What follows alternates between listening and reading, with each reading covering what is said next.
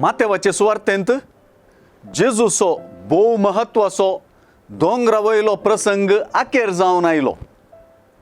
दोंगरावयल्या प्रसंगांतली जेजूची शिकवण पळयल्यार वा जराल रितीन मातेवाचे सुवार्थेंत जेजूची शिकवण पळयल्यार ती पवित्र आनी मोलादीक मोतयां परी आसा मनशाक दुबावना. कित्याक मातेव सुवार्थेकारान जेजूचे शिकवणेंतली मोलादीक उतरां मोतयां थंयसर घाल्यांत.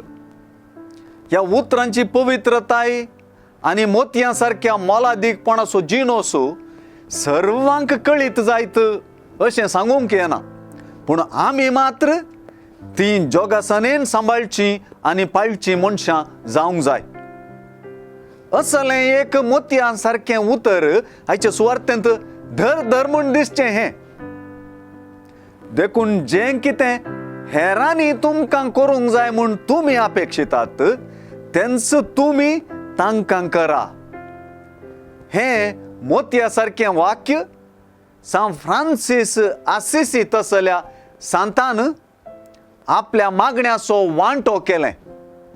कित्याक जेजूस सांगता तशें ह्या उतरांत सर्व नियमशास्त्राचो आनी प्रवाद्यांच्या उतराचो सारस आटापला.